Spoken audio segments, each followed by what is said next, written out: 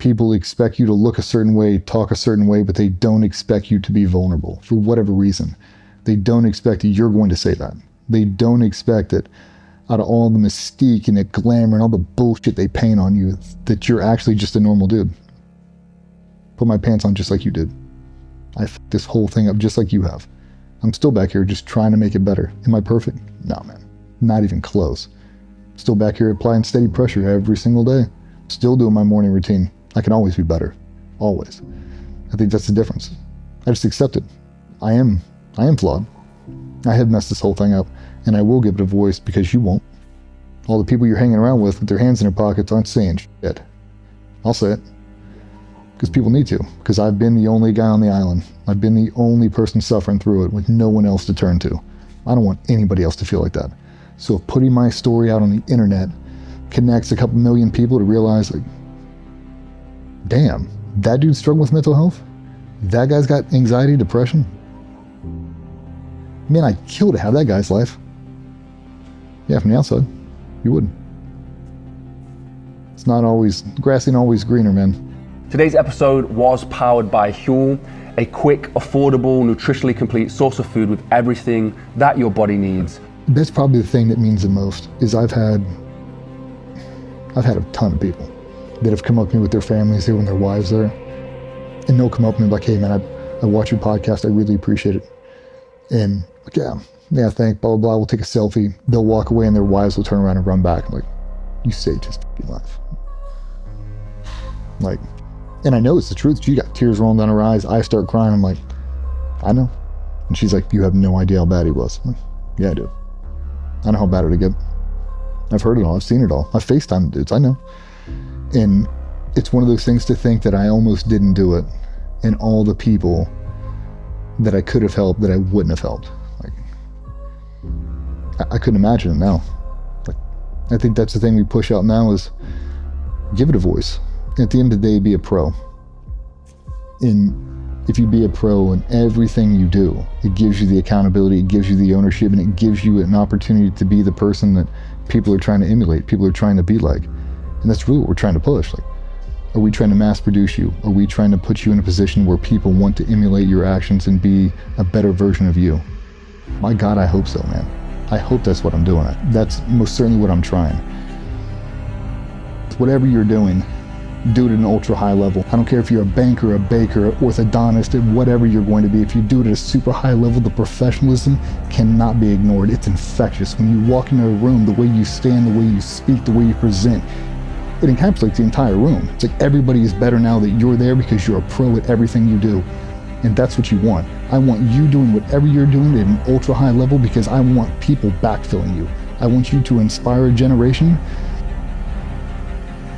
The faster people get on board with that, the better off we'll all be. It's like, I'm trying to be the best version of me because that profession deserves it.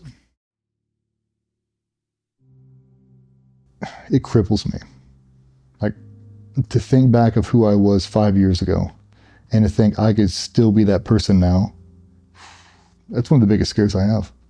If I would have maintained that trajectory where I'd be at right now.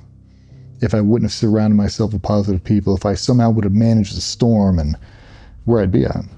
Like, nobody I'd want to be. Definitely not clonable. I wouldn't want 25 me running around. Not back then. There are moments in my life where ultra proud of who I am and what I've done and what I've contributed, and moments in my life where I couldn't be more embarrassed. I look at it, is that a professional answer? Why'd I do it? Here, stone cold sober, I have no idea. I think that's the thing that plagues me the most. If I look back on the big errors I've made, there's only one thing I'll tell you, and I think a lot of people get a lot out of this. Every single mistake I've ever made in my life that I can recall right now could have been solved with a singular question. Is what I'm doing now or what I'm about to do benefit my group in any way? No. Does me drinking a six-pack and driving make my team better? Nope. Does me getting shit-faced and staying out till 4 a.m. in downtown LA when I've got a wife and 2 kids at home make me better? Nope. Does it make my family better? No. Does it hurt my family? Does that affect my job too? So you're actually hurting the team. Yep. Does skipping the gym make my team better? Nope. taking all these drugs make me better. No. It's like at the end of the day, if you just look at it in that, everything I do physically, everything I do in my morning routine is for the optimal end state. Does that support the optimal end state? No. What are you doing? It solves itself. And I had a troop chief that told me that everything you're doing should be purpose-built. Is wearing that t-shirt represent my group? No. You fucking take it off. Roger that. Right? Just as simple as that. Everything you do, everything you say represents all of us. Are you proud of what you just said? You proud of the way you act in front of these people? No, neither are we. Oh. It's heavy, man. Like, the responsibility you have. You know, I'm a steward of people's time and energy and attention. You're a professional. You spent your whole life earning your position in this team, and I just pissed it away by wearing this stupid ass t-shirt and saying this out of my mouth. Okay. So now everything I do now, I just ask myself that. Is this potential to hurt your team? My team being my family? Yeah. So I'm not going to do it. Does this potentially hurt GBRS? Potentially. Don't do it. Then I don't. And it solves itself. Like now there's just more checks and balances. I just look at it objectively. That doesn't make them better. I'm not doing it. I'm not doing it. Kind of a boring life, but it really keeps you accountable. Any scenario you throw on the table, anything, just throw it on the table. Does it make the company better? No, that doesn't. Then why the f*** are you doing it? Because you're putting your individual needs above the needs of the group. And that's the big thing that cannot happen. If you start thinking like an individual in a team setting, that's an issue. Like, well, I need this. You need that? Or we need that? Because we don't need that. Oh, okay. It really does start to solve everything you've ever wanted to know. If you ever want to be part of a team being your family, your best friend, whatever that is what you're doing or about to do, help that team. If the answer is no, don't do it. Just don't. And I think when people start to adopt that kind of mindset, they really become accountable and they really become professional and they really see how important they are to that entire team concept. Like, your position really does matter. We don't just grow you on trees. We need for you to be here at 100%. And if you're not going to be, pack your shit and leave. Matters though. How far you're willing to go for the group, how much you're willing to sacrifice to put them before yourself.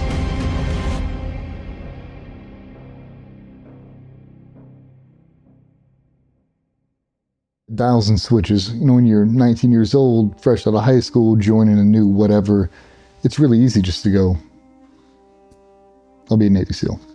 It's the only thing that matters. Nothing else matters. How good I can shoot, move, communicate, parachute, dive, whatever it is. It's a lot of things you really got to be good at. And it's a lot easier if I don't have any distractions. So let me just focus on this one thing. And where a lot of guys make the mistake is they try to introduce a family into that foundational phase.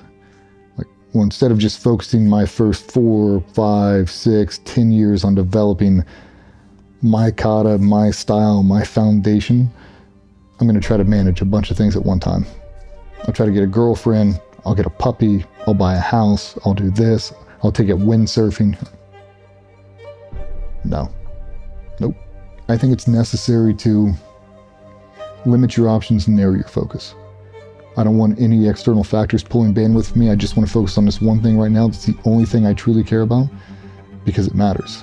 So I'm going to hammer down on this one thing right now.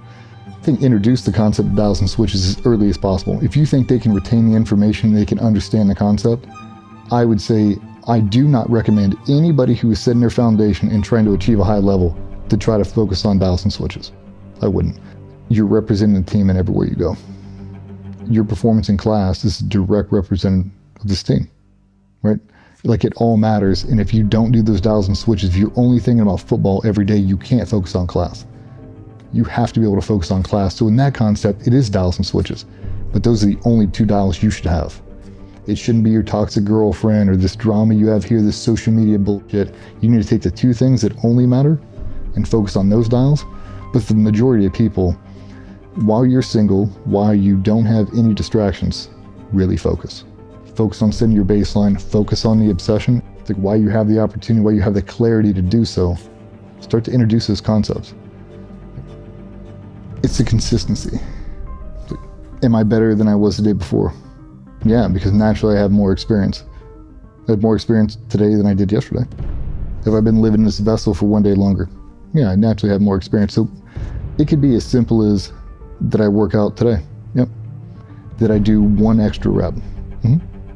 Did I do more weight than I did last week? Yeah, 3 pounds. Not a big jump, just enough. Just enough to keep myself on track. Am I still pushing forward? Am I still applying steady pressure every single day? Yeah, I haven't let myself go. You haven't missed a workout? Nope. You haven't missed a 20-minute walk? Nope. Why? Because I said I wouldn't. It doesn't have to be this I don't have to climb Mount Everest. I just need to wake up every single day with a reason to swing my feet out of bed and pop up quick. Because I want to be better than I was yesterday. Because the people that I support deserve it. Like, I'm not perfect. I'm an imperfect creature. Ask anybody, they'll tell you. The only difference between me and you is I'm actively trying to get better. A lot of people just want to sit there like, it's good enough. I said the same thing, dude, until you realize good enough isn't good enough. You can always be better. There's a lot of room on the table, man. Like, I can really be better. I can be better at a lot of things that I never even cared about before. Let's hammer down. Set the example. It goes back to the be a pro thing. Like that 1% better. That's how the professionals do it. How you want to get better at anything. Do it 10 minutes every day, 365 days a year. At the end of that year, you'll be better than 80% of the population that does that one thing. Doesn't matter what it is. Like, that's the truth. It does not take an exuberant amount of time or attention. It just takes steady pressure. And a lot of times, instead of doing it, you just want to scroll through IG for an extra 10 minutes. Well, you don't have to. You could learn a new skill. You could polish on the existing skill. You could have a better conversation with your kids, your wife, grandmother, your mother, whatever. A lot of people just don't want to do it. It sounds too hard. It's like, I don't have the time for that. You don't have the time for that? You're not making the time for that. Same people that, they want to lose weight, but they don't want to diet.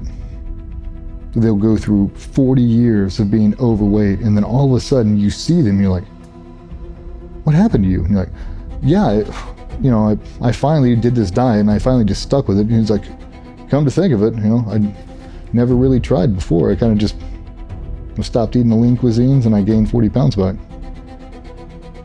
Yeah, it takes what it takes. You just didn't think you'd be able to do it, so you just stopped trying.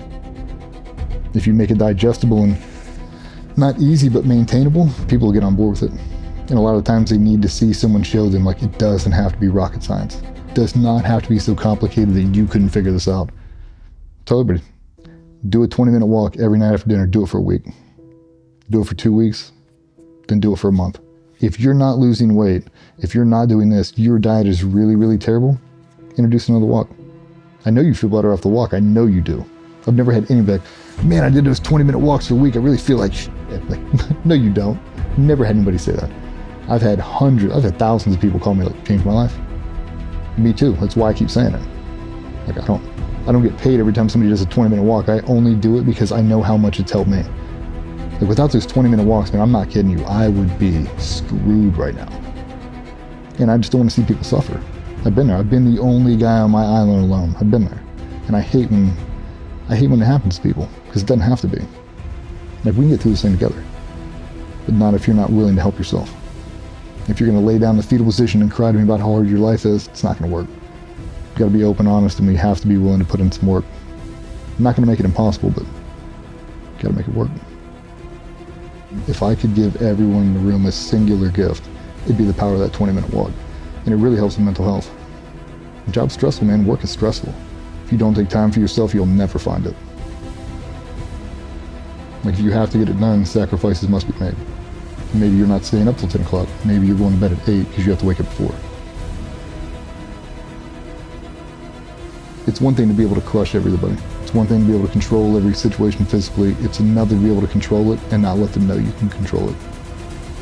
I can sit back and I can let you do or say whatever you want to, and I'm not going to perceive it positively or negatively. I know that I can control the outcome of this whenever I want to. That's a superpower. I'm going to hide in the white noise and I'll just sit here, and then whenever I want to, I'll change it.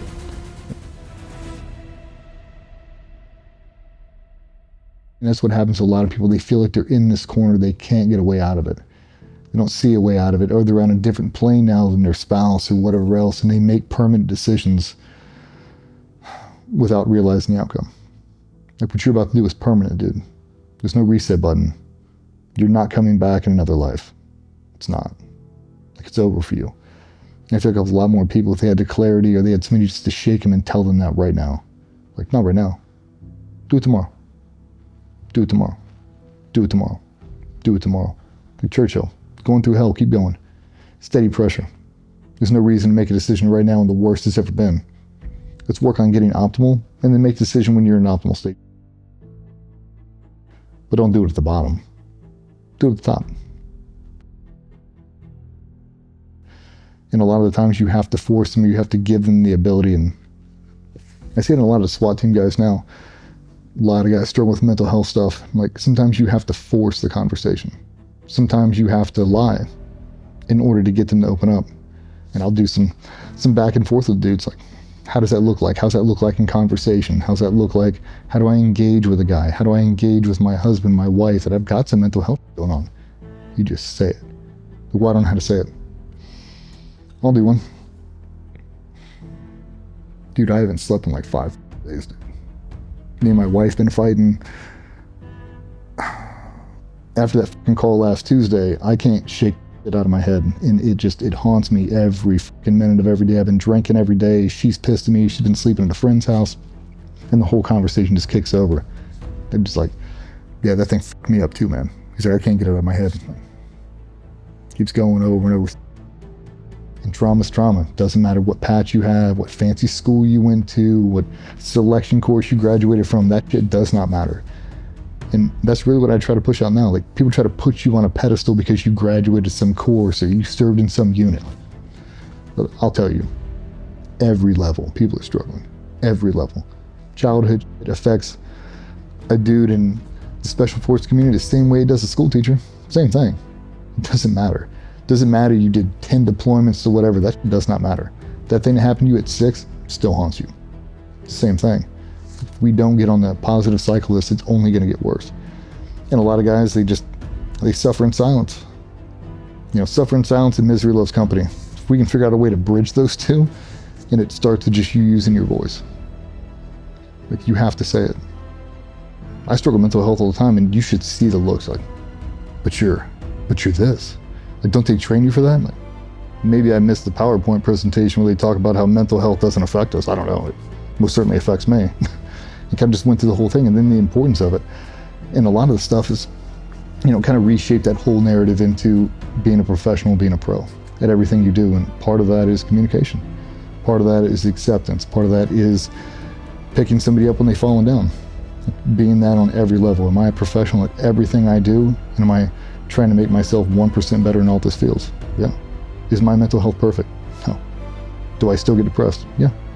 Do I still have anxiety? Yeah. Am I actively combating it? Fucking A right I am, all day. Because I understand the importance of it now. If I don't have any bandwidth to give to other people, there's nothing else to give to them.